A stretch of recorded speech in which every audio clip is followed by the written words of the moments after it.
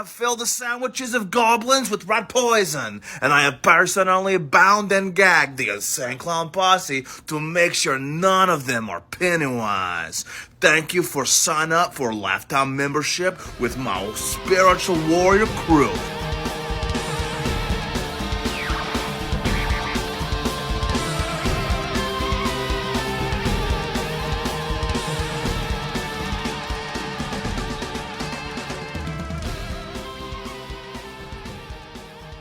Hey, fun fans, it's We Enjoy. It's Night of the Creeps week. It's Creep week.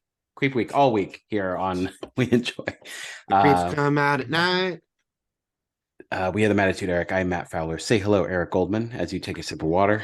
Yes. And let's see how much I cough during this. It'll be fun. Yeah. Hi, everyone. Are we counting?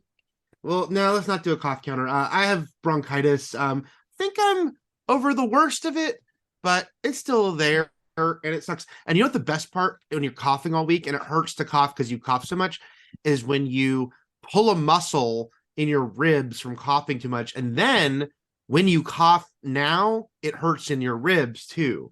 That part's Are you trying to make me fun. jealous? Yeah. Isn't that what James Cameron promised for Way of Water, which is He like did. You're all be cough. coughing with your ribs, with pulling muscles in your ribs. Yeah. All right.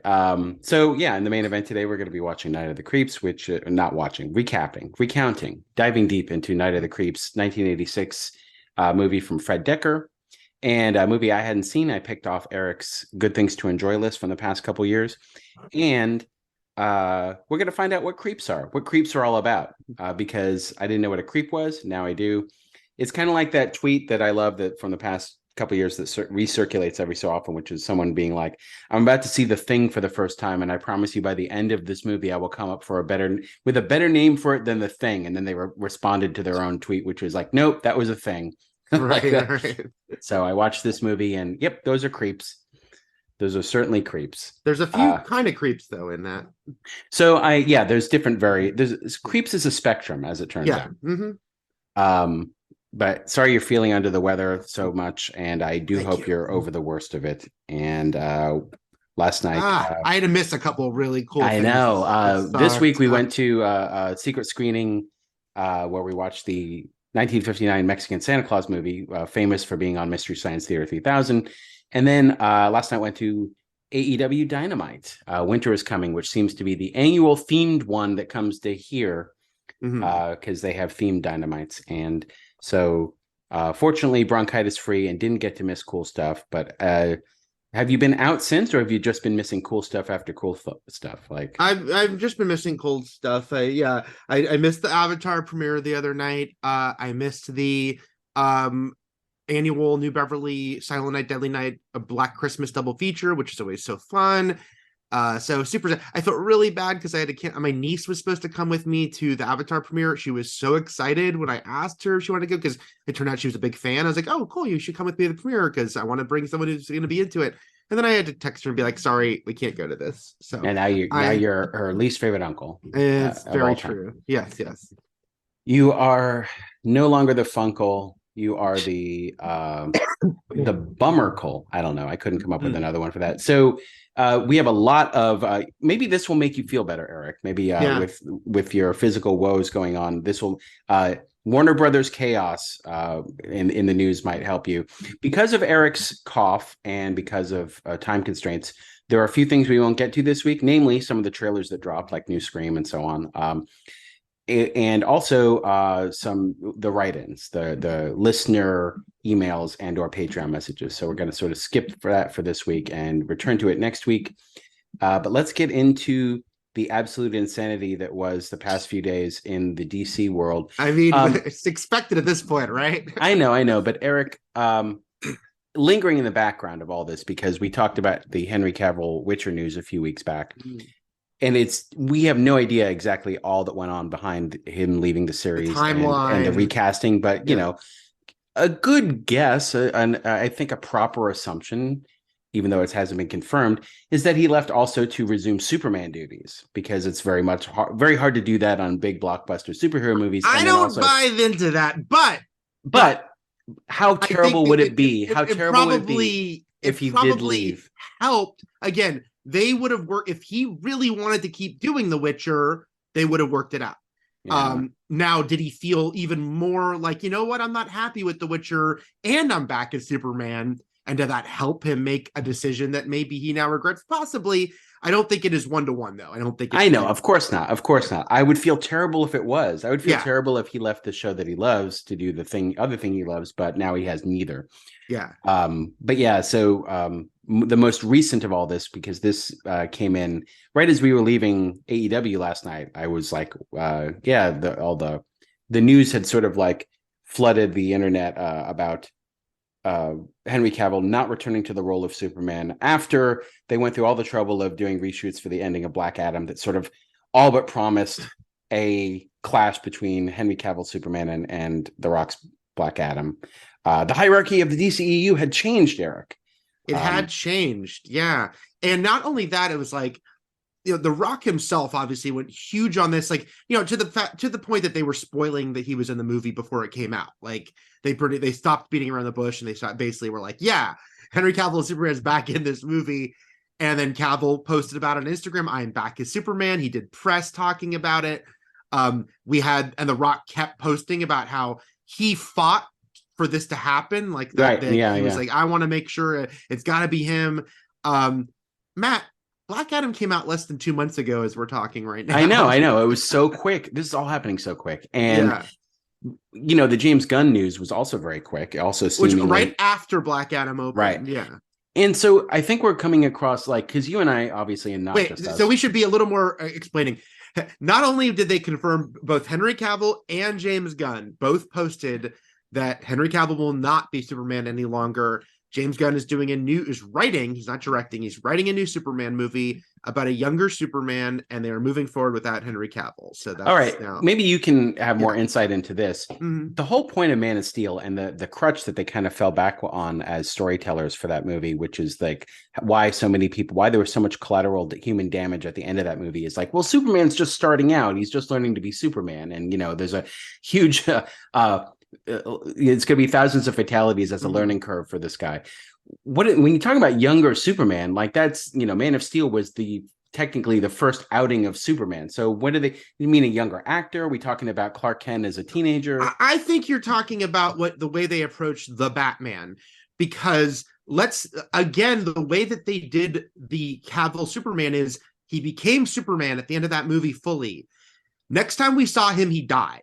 Yeah, and he never got to be Superman except he never off-screen. got to have. And this is Christian Bale. Although I like these movies a lot better, the Christian Bale Batman has the same criticism, which is if you look at like what we saw, like we never really got to see like what they were like, just active, doing their thing. Yeah, so like between the first and second Dark Knight movies, I think it was like maybe a year of him doing Batman activities off screen that we didn't get to see, and we'll just have to assume, yeah. So this, that's what I think it is like.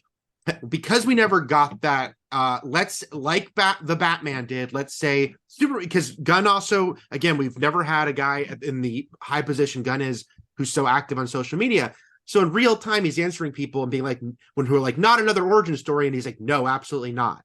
So it's like this movie will begin. Superman is around, but he's probably not been around that long. He gets to be Clark Kent reporter.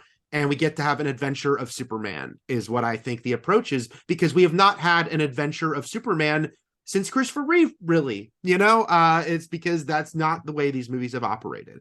So that is what I think is probably the approach here. It's just crazy because of all the off-screen stuff and how things change. And I don't know how much, I can't even remember, Matt, how much we've talked about the Rock kind of trying to will Black Adam into being a hit that it's not. Yeah, clearly, but like, producing metrics that are successes, but like literally like when only the box office is really the main indicator, right. The point being, if Black Adam had been it's number one on Vudu, right. If Black Adam had been an actual smash success, maybe things would probably be very different right now. It wasn't. And someone tweeted to me something last night, which I agree, which is they've been trying to have it both ways for a couple years now, which is Snyder's been gone. We're going to move forward and subtly reboot, but we're still going to have all these aspects of Snyder things he introduced. Right. And there's only so long that could last. And so we're seeing a bit of the Band-Aid being torn off here. but it's messy as hell, and I think there's no way it's not going to be messy as hell. It just sucks because, you know, when we were reporting on the Cavill news, it's like we were excited he was going to still play Superman because we wanted to see this guy in a much better Superman movie, Right. or outing or ensemble or whatever, however it would come about. But like, we wanted to see them do well by him. Like Gal Gadot at least got one excellent Wonder Woman movie. But what we're seeing is like some of the actors that we really do like in these roles, you know, the movies aside, are getting dropped in the sort of fire sale of the Snyderverse. But it also is strange because there's still Snyderverse movies looming out there in 2023. There's 4 completed movies that they have to release that were made before James Gunn and Peter Safran came on, and that's what's crazy, right? Yeah. Is that they've got all these movies already made. Like, do they just not even air, like, they've delayed Aquaman enough, you know, at this point, and The Flash, who knows what it can happen in the next coming months. So yeah, like, hey, and then there's poor Zach Levi caught in the middle of all this, like, I want to fight Black Adam, you know, like. Well, I think we're kind of, it's funny because everything happened so specifically with Superman, we're kind of skipping past the things from last week, which was hearing Wonder Woman 3 was no longer happening. There was a lot of back and forth about the specifics of that. And some reports saying Patty Jenkins was asked to redo the story completely, didn't want to do that and walked. Patty Jenkins putting out a public, there's all these people going public with stuff. Posting her to like, set the record straight. Yeah. Right. Patty Jenkins saying that's not true. They didn't like what my direction was, but they also didn't have any real thing for me to do right now because everything's sort of in a holding pattern, which I understand, but I would have redone it if they'd asked me to. So you got that leaves everything all unclear. As I cough, will Gal Gadot ever play Wonder Woman again? Unclear, probably not. We don't know. And then we haven't talked about the reports that they might end Aquaman 2, which is on its face crazy because that movie made $1 billion. It was the biggest non-Batman related hit they've ever had for a DC movie.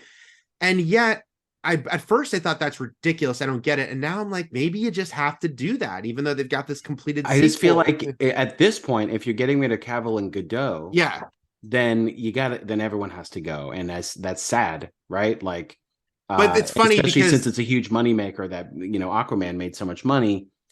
Can this become, Matt, like, will this become like American Horror Story? Because we already know there's all these implications that Momoa will play Lobo now. Yeah, where they just play different roles, like Gadot and Cavill even Gunn was like, I met with Henry Cavill, great guy. We talked about what we could do together in the future, and then he mentioned Affleck might direct something for wanted them. to direct, yeah. So it'd be funny if they all return as different characters, like all these actors.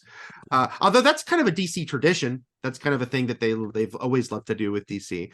But yeah, it's super messy. And then on top of all that is the Batman of it all, because again, we have Gunn in real time refuting things like no one ever has. So one report that has been completely squashed by Gunn is that they were considering integrating Pattinson's Batman into whatever this new DCEU, we should say. They're a little dropping the E. Right. And already that feels messy because of that movie. Like that movie still feels so insulated in its own thing that then you just have to, you can't do a thing where, oh, Superman already exists in this world. Right. Like that doesn't work. And then you get into a situation where, oh, well, then Batman just has to meet. Then all of a sudden, all these crazy people with powers come out. When that movie was like Nolan's take, very grounded, you know? Yep. But Gunn, that was one where Gunn said, that's not true. And Matt Reeves retweeted with a kind of like, that's my boy. That made it seem like that's not happening. But I will say it's just adds to the messiness that the most popular DC character there is, Batman, has a separate franchise. And I don't think they're going to stop it. They're going to make a Pattinson sequel. But that's just a weird thing. You have to, like, what Gunn and Safran knew they were coming into a crazy realm, and that we're just seeing them have to deal with all this. And it's crazy times, Matt. It is crazy times. And then we've got the HBO Max of all of it, as far as the news from just a few days ago of things being removed from the streaming catalog. Shows being unrenewed, even though they were almost complete with their production of a second season. Just a lot of insanity all around. And but then now talk of a new, what's it called? Fast? that I never knew things are this term. I never knew this term. Repurposed for fast, or what is it? A fast channel is like what Pluto is. Are these channels that are ad-supported streaming channels that have like, just a bunch of different... So it's not called fast. That's what these call. That's the terminology. What does the FAST stand for? No idea. No idea. But the one that made everyone go, holy shit, all bets are off, was learning that HBO Max is dropping Westworld. Yeah. As in just removing it from being able, you can't watch it. Yeah.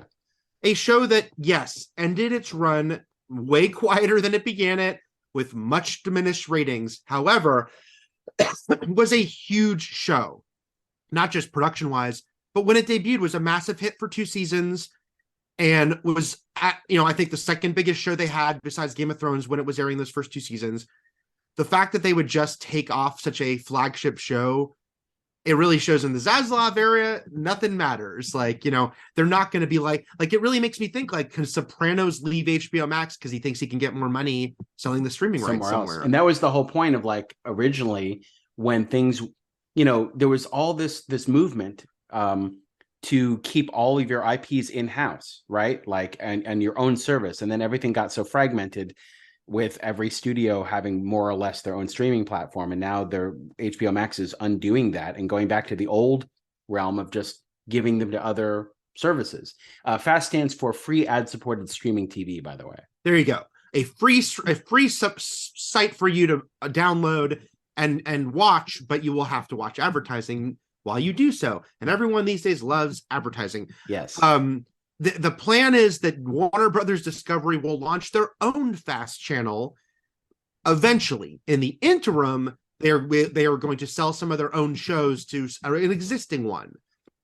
Yeah. And so Westworld is the big one. The Nevers is another. The Nevers, which was the Joss Whedon created show, only aired 6 episodes before he left the show. They filmed the second half of the season. They did. Yeah, they completed the second half. Yeah. And it will not be on HBO Max. They're planning to try to get it on a FAST channel. And then the Minx, which got canceled right as they were finishing production on season 2. But that show is owned by Lionsgate. So you're going to see a bunch of different things happen with these shows. Some will just disappear. Some will end up being sold by HBO themselves to other sites, or some will go back to the original owners like Lionsgate, who are actively trying to find a new home for 2 seasons of Minx, including the one no one has seen yet. Yeah, Jake Johnson had an Instagram post about Minx saying like that, he was proud of the work everyone had done in the season, but also confident that it would find a home somewhere else, hearing things about shopping it around, stuff like that. So, it wasn't a show I watched, but that's the absolute worst case scenario of the digital non-physical media age, which is like, you can actually make it's like, it's one thing to be canceled on a cliffhanger or whatnot, but like to actually make something that will never see the light of day, which is something that we didn't even think could be quite a reality. Unrenewed is bad enough when it came to shows like Glow, but like the Batgirl situation really like shifted all of our perspective as to what new horribleness could be inflicted upon a completed property. And just the Westworld of it all and the implications of that are really fucked up. As far as like, look, you and I mentioned when Zaslav took over and started being all Zaslav, some of his big picture thoughts I didn't disagree with. Like I totally understood the, like, we have to go back to theatrical release only. We've really hurt ourselves with day and date, or even these super short windows. All that I understand. I understand cutting back on production. I understand a lot of these things. However, when you are removing like signature HBO shows from HBO Max, and I also understand they're going to rebrand next year when they finally merge with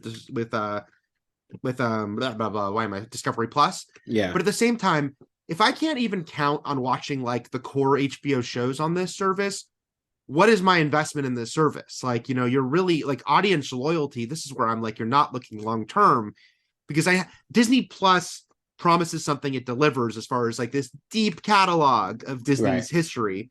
That even but if you can't even rely on HBO Max to give you HBO shows, right? And again, even if they rebrand, I still think that's really crazy that there'll be nowhere you can find the catalog of HBO shows together if they're like piecemealing them off. And yeah, I just don't see the long-term planning there. And of course, once again, like you mentioned, Matt, like making things and not airing them, it's like how much you're hurting like your relationships with creative. Yeah, like why would you take meetings with? I mean, I understand it's all money in the end, and most things that it doesn't happen to most things, but yeah, it will eventually affect like who you can work with. I mean, at this, like, I mean, look at what happened with just Nolan and Warner Brothers anyway, like, which was a different situation, but all still interconnected with like streaming versus theatrical and production and stuff like that. So. And again, so quickly, because at the beginning of the year, most people like, in our field would be like, HBO Max might be the most high quality streaming service. No, for sure. It was definitely like one or two. Yeah. And now you can't trust them. So yeah, just constantly keeping us guessing over there. Warner Brothers Discovery. Don't like it. I'm against it. Have I mentioned that? It's all bad. And I also feel bad for us, Eric, for not just us, but our listeners and other people, as far as like it's stressful a little bit. And it's like, we don't need more stress in our lives. We don't need to carry this burden. We aren't the ones making the decisions. We aren't the ones who have to fix it. But it's like somehow it kind of seeps into us a little bit because in the end, all we want in this world is for every movie to be good and for everyone to be happy. And this just isn't, it doesn't work out that way. And, but yeah, it's not our job. We just have to sort of like go along for the ride and hope it all works out. And you wonder from afar, like, what does the board think about this? Is Zaslav going to get Chapeked? But we don't know. We have no idea. Or are they loving all these moves? And they're going to bring in Iger. Iger's just going to get brought back to everything. Sure. All right. Insanity on a bun. And we're going to move on now to, now that we don't have these trailers or the emails, I guess we could just do some business, which is that, you can contact us at weenjoypodcast@gmail.com. You can go to Patreon and become a Patreon patron. There are a couple tiers there. One will get you commercial-free and bonus episodes.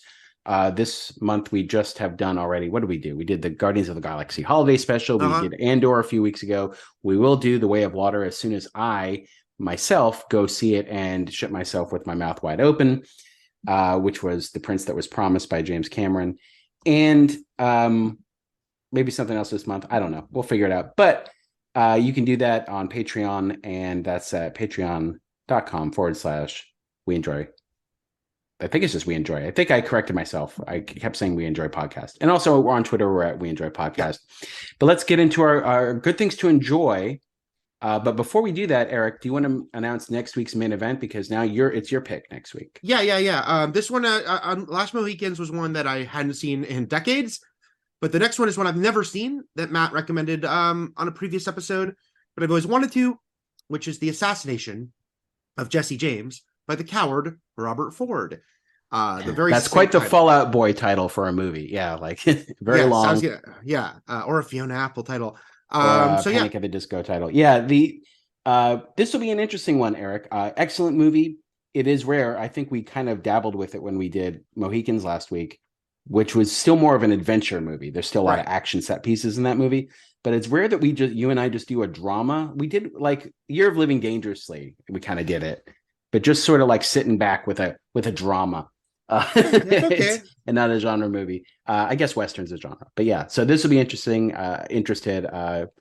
Brent Simons is also a big fan of this movie. I don't like that guy. I know. Surprise, surprise. Brent likes it. Okay, so next week is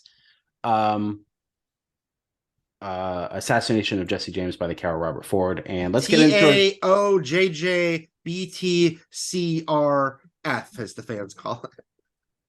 Okay. That is the James heads out there? Yes. Okay. What is your good thing to enjoy this week, Eric? I'm just going so simple, Matt, because I couldn't think of anything and I was scrambling and I was sick. I'm going to recommend something you'll never watch. The Amazing Race 34. The just completed season of The Amazing Race. A show, so everyone knows. Some people might know. Survivor, I've watched every single episode of. I'm ride or die with Survivor. Love it. Amazing Race I've been in and out of. I watched the first few seasons rather religiously. I turned on it a bit because they started to do something, Matt, that get really annoying that you will at least be familiar with from Real World, which is let's cast people that'll shake things up, which just means a lot of assholes the started pucks, to be cast. They're pucking it up, And there was and you could tell that they were like, oh, let's get like 2/3 of the team like are vile people who yell at each other was happening for a couple seasons. And I was like, nope.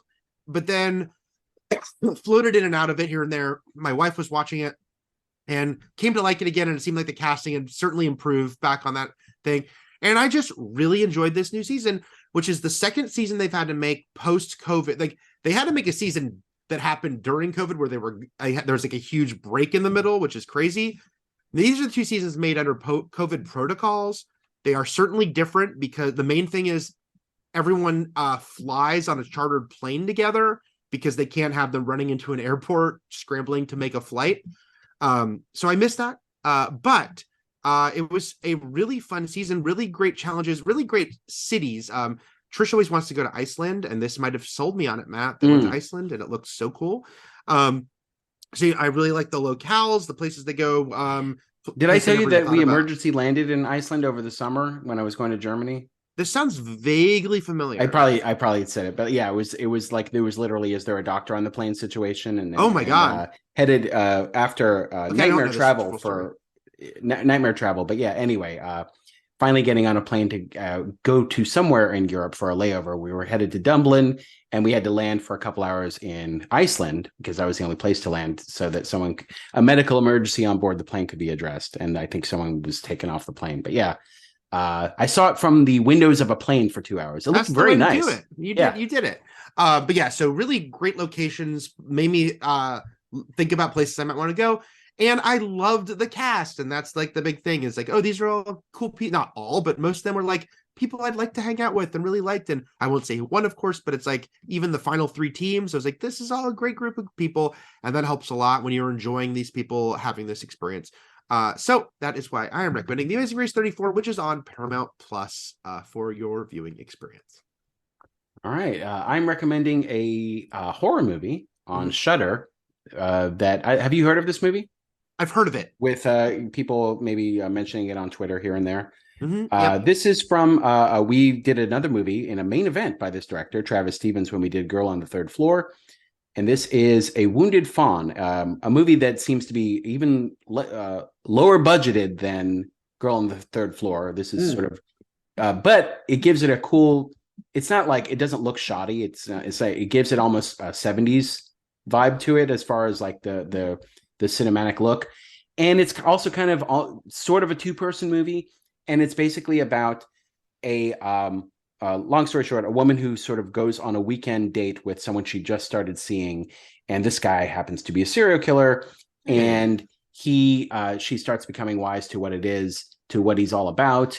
And things get surprising and trippy and psychedelic from there. And I don't want to sort of ruin anything, but there it has to do with sort of some Greek mythology thrown in. And it's just I almost go into this movie as blind as possible, but it is available on Shudder, and it's a cool follow-up. I think it's the movie I don't think Travis Stevens has done a movie since in between Girl on the Third Floor and this. I'm not sure. No, he did. He did Jacob's wife. Oh, Jacob's Wife with Barbara Crampton. Okay. Did you see that? I haven't seen it.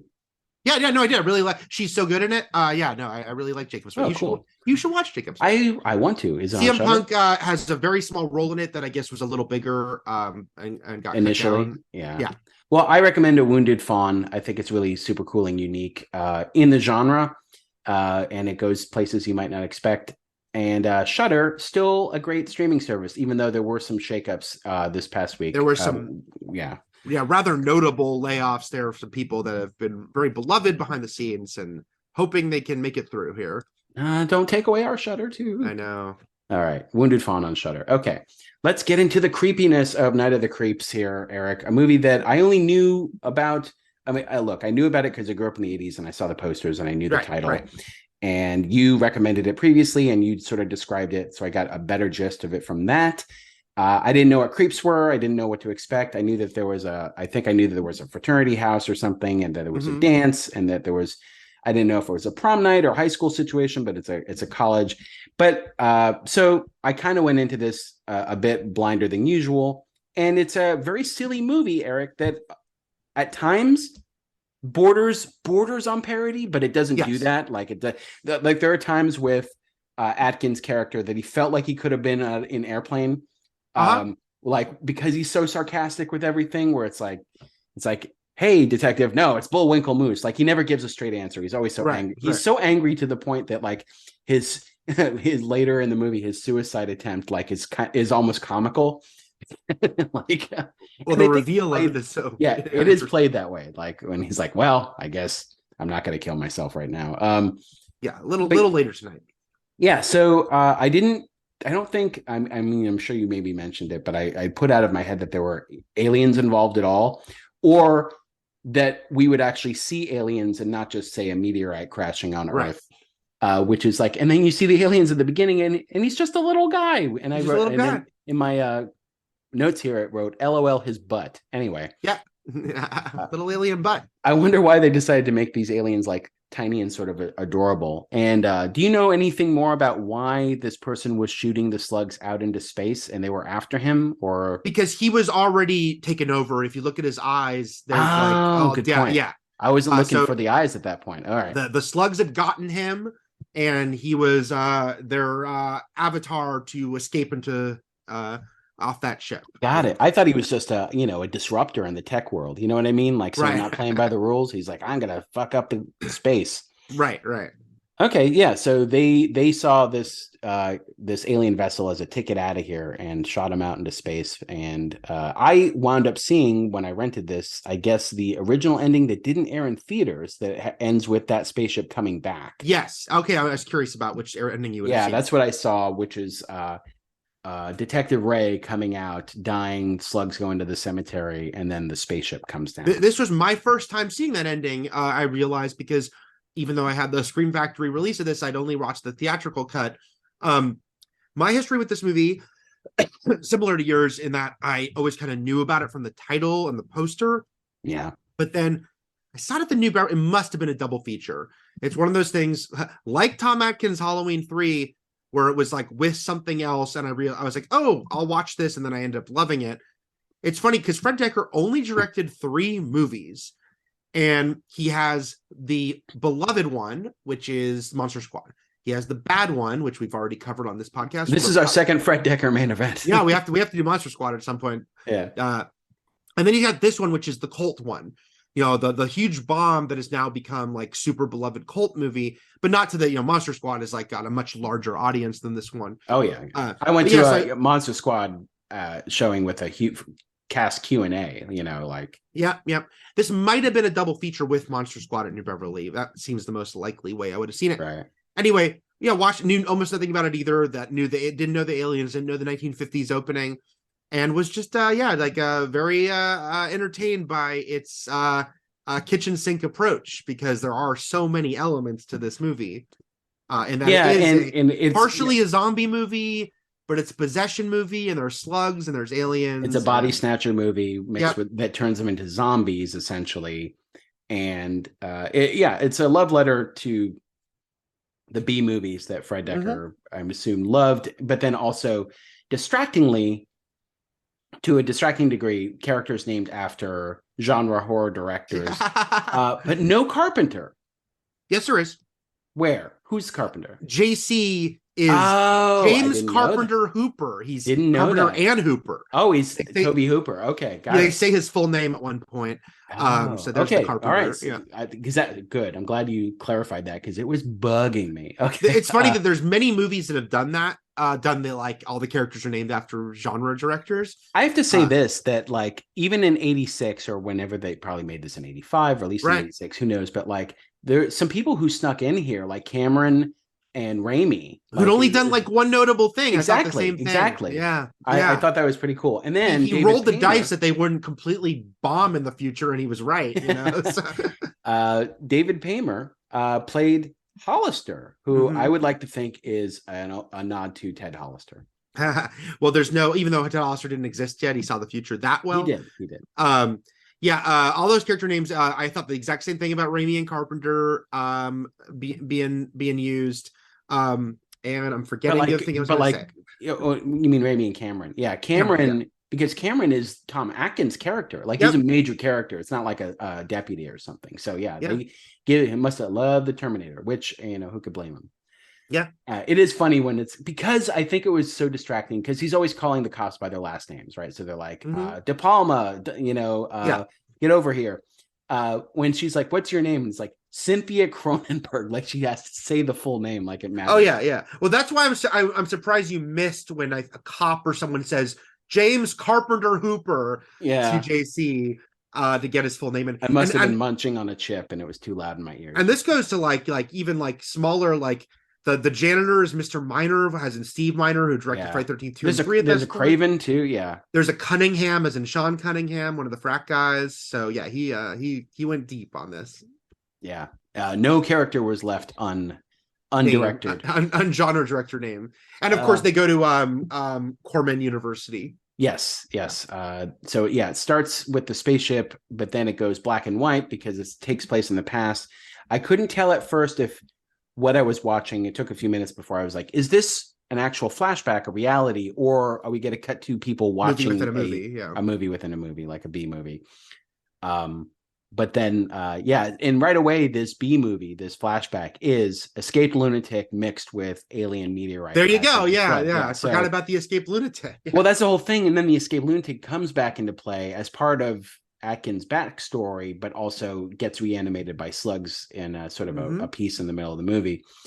But yeah, adds to his tragic backstory of his girlfriend, who I guess had just unofficially broken up with him, right? But also getting hacked into pieces by the Michael Myers who escaped from the nearby Looney Tunes asylum, and then him we learn later exacting vigilante justice, because we do learn earlier before that such a good scene. Vanished, oh my god, when he tells that whole I don't know why you're telling me this except to confess a murder. Oh, I love that scene.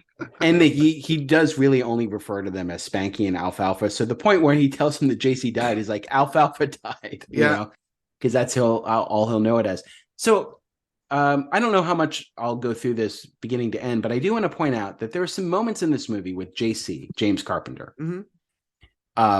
who he's the quintessential movie friend, to the point where he's like a mouth from Goonies. He's like the wisecracker.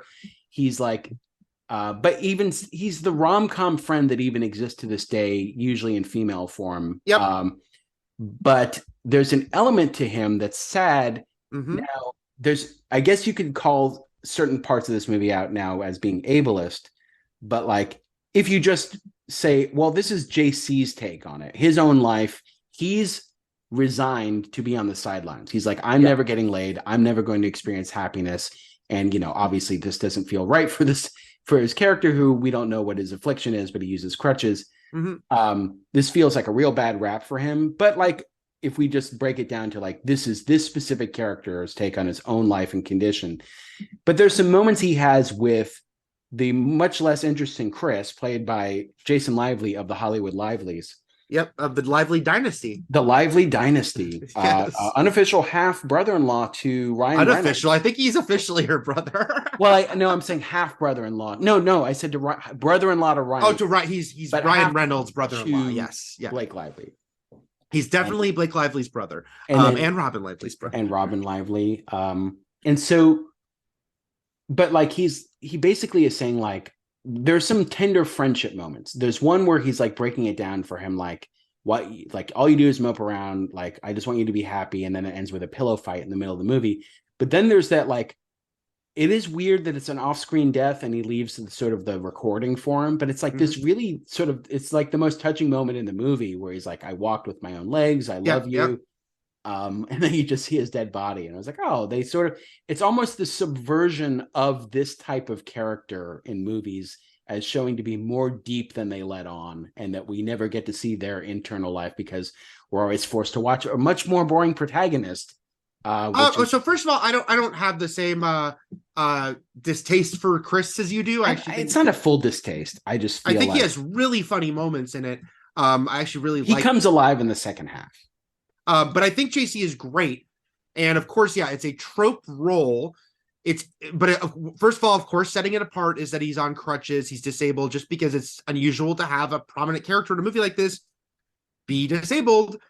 It's a good performance, and yeah, I really like such a huge tonal shift. But those two moments, his like monologue to Chris about why he's like helping him, why he's going so hard helping him, really works. And then the tape he leaves to him, and it's so funny because it's in the middle of this very goofy movie that doesn't want to be taken seriously. And then they make this huge swerve. I go with it. It's wild. It's like, just a very strange thing to do. But I really dig how they do that. Once Chris like actually starts when he's not moping about the girl and like gets her, even though he's kind of a creep about it because she's like confessing her fears to him, and like when she holds him, he goes like, yes, but then I thought that was sort of so like... funny. That's when I love that part so much when when they're like almost high-fiving over her head as he's holding her. I think that's the thing that I think I really like about Chris is I think Jason Lively is very funny in this. Obviously Jason Lively, for those who don't know, he had just played Rusty in European Vacation. This was kind of his 1-2 punch, these two movies. But I think he's very funny reactionary in this movie. And so it's like when she shows up at his door and he's kind of like, and he has a really funny, it's a classic joke, but when she does her whole like, I saw a zombie and it split open and slugs came out, like long like word vomit to him, and he just goes okay like, I don't know, I really like all that stuff. So I'm into Chris. And then yes, the ending obviously has the two kind of, by design, the two kind of milquetoast leads suddenly become action heroes at the end, which is a very fun little thing that happens. There was so much splattering, so many faces, heads exploding in this movie and faces busting open that I was very bummed I didn't get to see him actually use the lawnmower. On the, like, they cut away. I was like, what? I thought you could at least just show splatter. Part of a reshoot. Maybe they just didn't throw in the money for the extra lawnmower carnage. All right, so it's Pledge Week. It's 1986, which Eric, you love. They put the date on the screen. I love it, and I mentioned this in a tweet. I listened to the commentary Decker did this week, and he pats himself on the back. He says, I'm really glad I put that date, because now when people watch it and there's super dated 80s stuff, it helps soften it because we put the date. And I said, that's what I'm saying. It does. To show a young person a movie from the 80s, I really think there's a weird cognitive thing where you put a date and they're like, oh, they get it. They get that they're showing us something old and out of date, even if they did it the same year that the movie takes place. So I thought that was funny that he mentioned that, because I was like, that's exactly true. Well, in both examples, if we're talking about Halloween 2, it's kind of like Halloween as well, you mean? Yeah, not Halloween 2 as well, but Halloween as well too. But the it makes sense too, because you start with a flashback which has a date on it, and then but a lot of movies say present day when they do, and that makes people unintentionally laugh when it says present day and it's super 80s. But then Rob Zombie didn't do that, and we're like, what decade is this? But it's Rob Zombie, so you never know. That's all of his movies. So yeah. Okay, so Pledge Week, he sees her in a crowd. She says she doesn't have a boyfriend. Also, another guy's hitting on her, a football player, but she does, it turns out, have a quintessential Bradster. The Bradster. A Zabka-esque. When you don't get Zabka, you get... William Zabka was your go-to for Ellen this Kaiser. kind of role. Yeah. Did you recognize him? Alan Kaiser? Would I have seen him in something? You would have seen him in something for sure. You would have seen him in Mama's Family as Bubba. And I could totally picture... what does Bubba look like on Mama's Family? He looks like that, but he doesn't like, he looks like I'm a sweet dumb hick. I didn't watch Mama's Family a lot. Everyone watched Mama's Family. Maybe. I was on, but okay, I guess I see him. Yeah. I only know the other guy on Mama's Family, Mama's son. I was all about Bubba. You're a big Bubba. Look, there's a picture of him. He's wearing a shirt that says Bubba. Come on. That's so we can remember his name. Yeah. Just like Kelly Bundy, who would have to write it on her hand, but she says instead she says the new Kelly, because she wrote Alante on her hand. Remember the car episode? Kind of. Anyway, okay. So we meet the frat people. Chris has the bad idea that they need to join the frat to impress Cindy or Cynthia or whatever she goes by. And it involves them having to go to the Corning University science lab and steal a corpse, but they find it an experimental room. David Payner leaves because he forgets the code, but they get in and they find the cryogenic tank, who at this point they still relate to Walt Disney because that was still a thing. Yep. Or like even back in '86, like Disney, the rumor of Disney, the fun rumor, urban legend of Disney being cryogenically frozen. Yes. And having himself frozen. And TV dinners were big. I'm trying to think of all the references they make. TV dinners, folks, were kind of like microwave meals, but before microwaves, you would just put them in the oven and they came covered in tin foil, but they were still separated out like cafeteria style trays. And TV dinners. Okay, so but then basically the corpse grabs their arm and they run away, but the leech, the slug, the creep, if you will, goes into David Paymer's mouth. So Paymer gets creeped. He gets creeped. He gets weirdoed. He doesn't belong here. What the hell am I doing here? And then we talked about, the big monologue, JC's big monologue, which I love. And then we have to talk about the introduction of Tom Atkins in this movie and how fantastic it is. So that's the thing. It's like, again, it borders on spoof, but it never quite goes there. He's having this dream, of people on the beach, hot women coming out of the surf. He's wearing a white suit. He's drinking a fancy, fruity looking alcoholic beverage, but then it all spirals into like his nightmare chaos of finding his girlfriend. But then it gets a little prophetic because the axe murderer turns around and he's the zombie we'll see later in the movie. And then he wakes up and basically he is a quintessential grizzled veteran detective with past trauma he's never dealt with, but also is super into like pulp detective novels, like or Dashiell Hammett books or something like that, and like probably wants to have been a better detective than he was, and he's just in his Barcalounger, like basically in his rundown place. And Tom Atkins is great. He's great in this, and it's interesting because it's like, he was obviously a successful working actor. This was obviously, at this point, he'd done all the Carpenter stuff. The Fog, Escape from New York. He did Halloween 3. But, again, I will say Decker did a good job of seeing the future. Even this movie was a huge bomb when it barely was released by Sony, and it bombed, or I should say TriStar at the time. But now it's this cult hit, and Atkins is this beloved cult person. And this is the movie that is most like, pure Atkins, because this movie's a year before Evil Dead 2, but he basically is like, I'm gonna like make this guy this like crazy, like very distinct, iconic character. And it took a couple decades, but eventually people did like sort of, catch up to all this. Hold on, say something, Matt, as I lean over to grab something.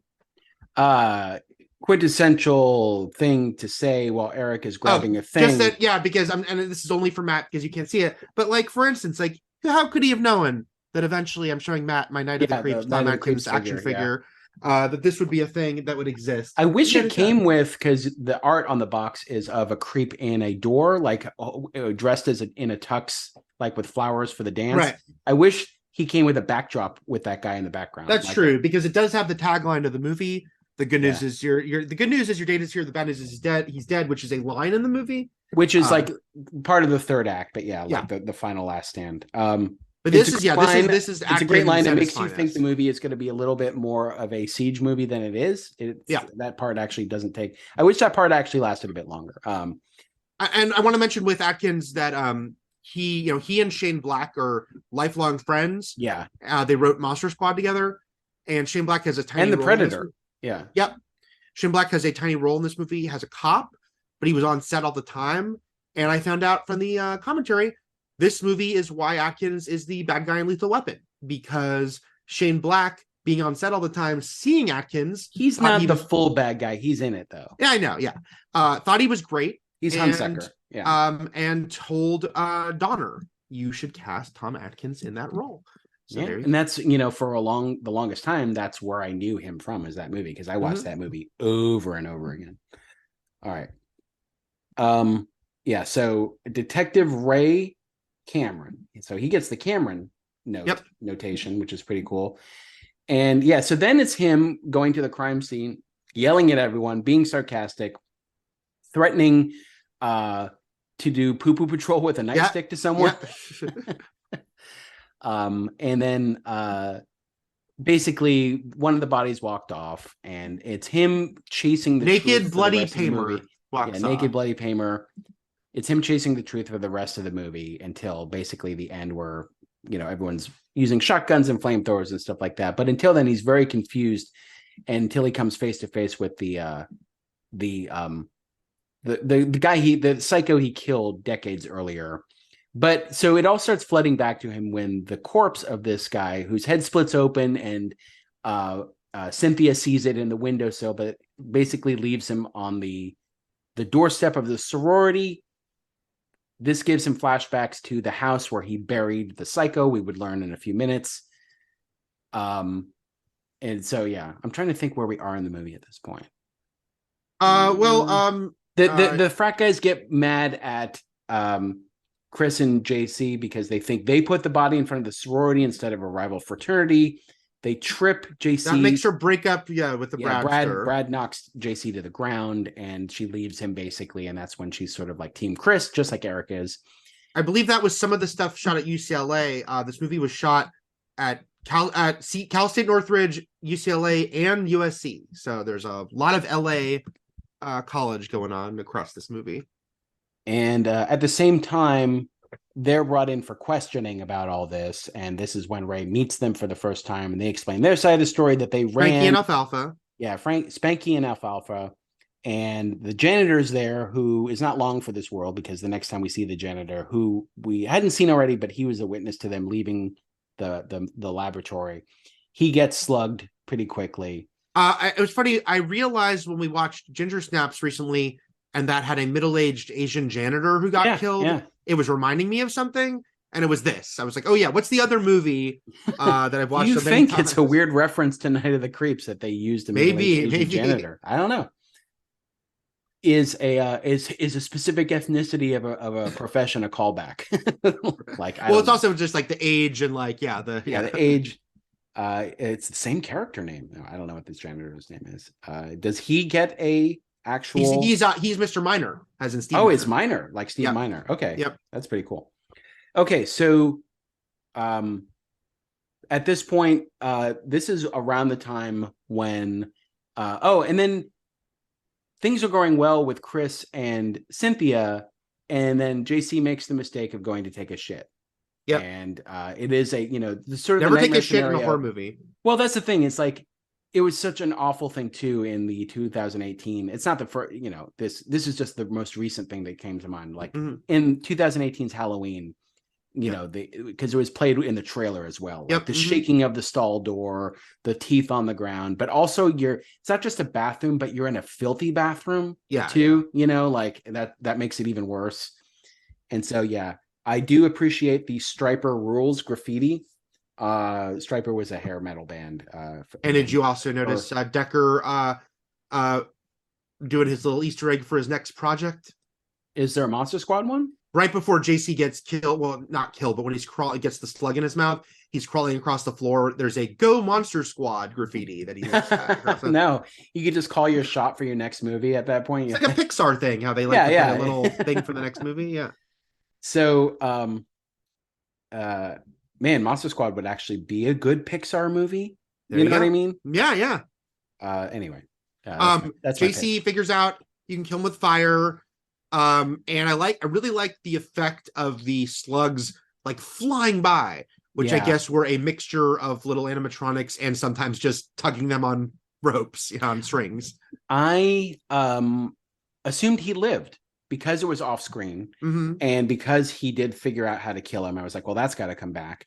And so for a chunk of this movie, I was expecting JC to pop up like, I survived, somehow. Like, we never see it directly happen. So, but then, so to find, at first I was against the death off screen, but then the tape is so good that he leaves. Yeah. And he still gets to relay. He's smart enough of a movie character where it's like, I know how to kill it, and I'm going to leave this information behind. So, but yeah, poor JC. I hope he got to finish his shit before he got slugged. But he may have finished it afterwards. You still live while you're dead, apparently. Right. He's like, I walked my own legs and I shit. And so I think that one he's already accomplished. That's the tagline. But yeah, the slugs start going everywhere. This is also when Detective Cameron does as you said, the great monologue, the confession scene to, ties everything in the movie from the beginning together as far as his girlfriend, the psycho, he killed the psycho. And then right after that is when the psycho bursts out of the floor. Also, it's just again, this is why Chris, I do like Chris a lot, and I like Lively's performance. Has a reactionary role, he's he's both the protagonist, but he's also very because also Atkins is kind of the protagonist too. So the fact that he just is should you be telling me this? And other than just wanting to confess to a murder, is there a point to this story? And those close-ins on Lively's face as Atkins is telling him this absolute, when he goes, I went for revenge. He goes, by yourself? And he goes, oh, no. I took my 12 gauge with me. Great work from both of them in that scene. But right after that is when the psycho comes up as a zombie, and you assume he's while she's watching Plan 9 from Outer Space. Yeah.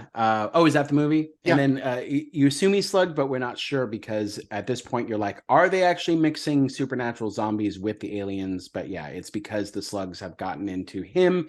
It also sort of feeds into how much they seek out brains. They go to the cemetery at the end and in the basement before that because the brains are down there. So they are looking for, alive or dead, they're looking for brains, and they can reanimate anything, and it would make sense because there's a cemetery right there because he's buried under that house. The psycho pops up, chops the woman in the face. A lot of face splitting in this movie. And but then very quickly the cops sort of find this guy, he slashes at one of the deputies in the car, and then they corner him, shoot him down, and Atkins is kind of I already killed you, you son of a bitch, and then blows his head off. Gets some cool moments in this movie as far as the action movie hero, even though he's not the young guy. Right. He still gets to do really cool things. And this is when he gets to be fully sold. Everyone kind of gets to be fully sold on the premise. Nobody needs convincing anymore. And the slugs go all over right as the formal, I don't know what kind of, is it Homecoming? Because I read that this movie was actually called Homecoming Night in certain markets when it was released. I don't know. Yeah, I don't know. But anyway, there's a dance going on that people need to dress up for. And I really enjoy, it's a really fun montage of everyone getting ready for the dance while the slugs are getting ready to slug out. Two things I'll mention about that montage I really enjoyed overall is the weirdness. We've talked about this before. Gratuitous 80s nudity that feels really gratuitous because it feels like the studio at the time you wanted nudity in your R-rated horror movie. And a movie like this where it really feels almost like, oh, that's in there because that's what they asked for. And also when Cynthia has a brief topless scene, and that actress is absolutely adorable, but it almost feels weird, I don't feel like I'm supposed to see her naked, but that's just the era it was. It's it just was. And even later when they're getting ready, other people are getting ready. That's what I'm saying. The showering, during the montages. But I also on the commentary mentioned most of that montage was directed by Steve Miner, who did Second Unit. He went back with Decker, and he did Second Unit. He's more boobs. Not just boobs, but more boobs, more frat guys getting dressed. But it's a fun sequence. And this is where a dog, the den mother's dog, basically slugs the Bradster. Yeah, and the dog also helps cause a giant bus crash of the frat guys going to the dance, and they all died on it. So not one survived, I guess, but that's where they pile out of this bus, head back to the house, but this is where the final sort of set piece takes place, was they're all showing up to the sorority. And I want to mention, by the way, here with the frat guys, except for the Bradster, most of the other frat guys, if you thought, and as I did, that's kind of a weird look these guys have as Bradster's buddies, that's because they're almost all makeup effects crew guys, including Robert Kurtzman and Howard Berger, who would have hugely successful careers working alongside Greg Nicotero, because basically they were all doubling his like, oh, and David Miller, who did the makeup, original Freddy makeup. Mhm. They're all in this movie as the frat guys because they were also putting the makeup on themselves. And so basically Decker's like, well, I don't want to like have different people playing the zombie versions of these guys. Yeah. And so I'll just have them play the frat guys through the whole movie. So it's just this funny thing that like the makeup effects crew plays the frat douches. Well, it all makes sense, and they play douches very well. They should be proud of themselves. And but yeah, we get like basically the I'll shoot the head open, you flamethrower the slugs thing. We get a Dick Miller. We're skipping about who they get the flamethrower from though. No, I just said Dick Miller pops up in a sort of a quick scene as the guy in charge of like the equipment at the police station. And this is really funny. I didn't think about this till rewatching it because we have just watched The Howling. The Terminator, The Howling, and Night of the Creeps, you get your weapons from Dick Miller. Like that's like his role is like guy who has the weapons. At this point that has to be purposeful, right? Like yes, Dick Miller's the guy because of those other movies, right? Yeah. Dick Miller does not get a director name though, which is funny because he could be Dante but he gets the prestige, he gets the last. He gets Dick Miller, and he and Atkins have a fun. They have a fun little interplay because they have a history together, and it's basically Atkins being like, "Sorry, man, I'm holding a gun to you, and I need that flamethrower." Yeah, and he gets the flamethrower, and it's some good fun action and like practical effects gore going on in these final scenes. I like when the zombie creeps sort of like crash through the patio doors or grab people through the patios and stuff like that. I like it. So, and everyone gets to sort of their hero moments, which is like, we've got Chris and Cynthia on the outside, like double teaming. And then inside, it seems like all is lost for Cameron, but like he sees the picture of his late girlfriend on the sorority wall. Yep. And like it like reinvigorates him to sort of stand up and shoot like in a really cool shot where it rolls around him. Yep. The camera like flying around with him. That was he gets to say it's Miller time and uses hairspray to flame a slug. And I do, like I already mentioned, after they trap themselves in sort of that weird outside garden shed and they survive, but like there's some close calls. I do wish I could have seen the lawnmower chop up the creep, but I really enjoy because it seems so absurd, but like when they go down to the basement finally and Cameron's down there and he's got his mouth duct tape, like, like it's great. Like, but even before that, it's like, Chris and Cynthia getting to like with the flamethrower and the shotgun. I'm sure they cut a couple little moments for pacing because they switch back and forth between who's wearing the flamethrower twice. Mm-hmm. So, at first he looks like he's handing her the shotgun. He's like, this will make you feel better. And then the next time we see her, she's actually holding the flamethrower. So right. But then when they go in the house, he's got the flamethrower. So something was cut, but that's fine because it's really fun. It really delivers on like the two of them, like the visual. They need their own action figures because of her in that formal dress with the flamethrower and him in the suit with the gun. It's great. When they start walking down the path outside the house and taking down each of them one by one. And then when they walk back into the house and him going, "Get out now. Get out," like him ordering all the sorority girls to leave. Just really fun stuff there as they come back together with Atkins. And everything culminates down in the basement where the Chekhov's brains from earlier sort of created a pile of slugs where you sort of led to believe this is where they all are now in the basement. And Cameron's about to basically sacrifice himself. He was going to kill himself anyway. May as well do it. Taking out these things. These aliens. And he doesn't even say what he's going to do. So I kind of like that. He's not like, I had my shot in this world. You go do yours. It's like, leave me behind. He just starts counting. Yep. So there's no actual explanation for it. You get it. You understand already. Mm-hmm.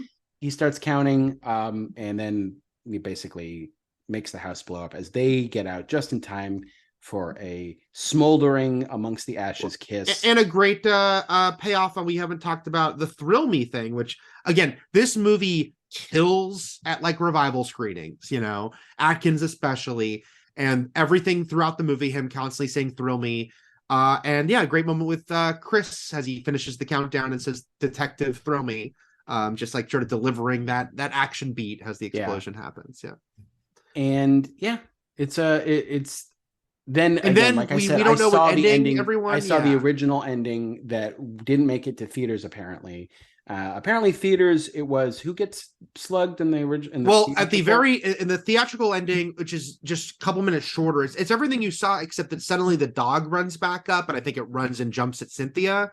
Okay, yeah. So yeah, we do leave this without any closure on the dog per se, which the theatrical release would have done, but this one ends with Cameron, who I guess is not still alive. He's sort of been slugged, but he's still smoking. He walks out and collapses, and the slugs leave his body and go to a nearby cemetery, which sort of I don't know what this ending insinuates. It seems to insinuate that the whole town and the world is now in trouble because more of these are coming from a cemetery. It's going to be a full zombie apocalypse.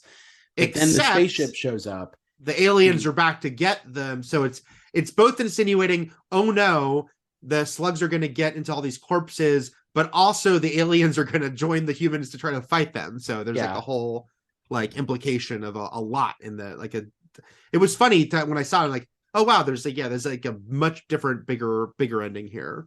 Yeah. Anyway, what did you think, Matt? I enjoyed it. I liked it a lot. Again, Tom Atkins is sort of a genre actor and lead star of a lot of these fun movies that doesn't get talked a lot about. I mean, he does well in conventions in his own sort of bubble genre world, but he's great. And this movie is just sort of there were horror comedies back in the 80s, obviously, but I think that this is I understand why this has a fun cult following and why it plays well in revival showings and stuff like that. So yeah, it's interesting that I wonder what the studio thought at the time, because again, they ultimately barely released it. Like, it got a tiny release, bombed, and then just sort of grew as a cult thing over the next couple decades. But at the time, I was really surprised to hear they did like 4 days of reshoots. So at one point the studio must have had more faith in it. They wanted to like bolster the ending. There, some of the stuff with Atkins, like shooting some of the zombies in that sorority house, got added more of that. Them locking themselves in the shed with the lawnmower got added, and a few other things. Yeah. Atkins catching the slug, I found out, was added, like when it leaps at him and he catches it. Yeah, that's fun. Yeah. Because it is tonally, a movie like this is like made for people like you and me, Matt, but it almost always bombs because it's so cult and niche by its very nature. Kind of like Scott Pilgrim versus the World. Yeah. You know what I mean? So it is always funny that once in a while a studio will make a movie like this, and I'm glad for it. But when you open a movie with like 1950 aliens, weird little aliens, and then black and white 1950s. Oh, he's just a little guy. Purposely, stilted acting in that opening Decker talks about. And then it's like, very like tongue in cheek, the whole thing. Yeah, you're not going to get like a mainstream audience with a movie like this. But again, this was a thing of the time. Reanimator was a year before this. Evil Dead 2 was a year later. The sort of goofy, gory, we're in on the joke. We're not outright parody, but we're very, very like being silly purposefully. There's a lot of great stuff from this era that was doing that this falls in.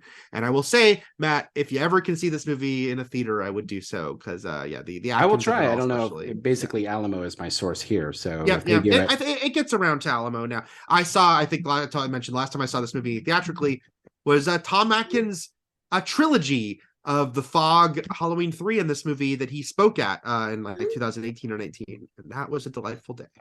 The Atkins belongs. Sorry, I messed that up. The 80s belong to Atkins. 80s belongs to Atkins. Atkins owns the 80s. All right.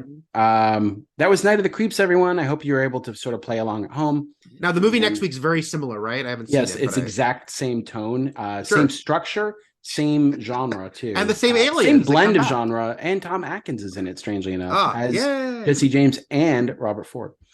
All right. Until next time, everything is possible, but nothing is real. And Shakma.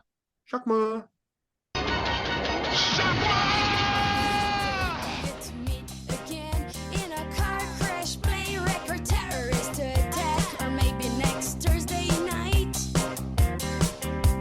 Say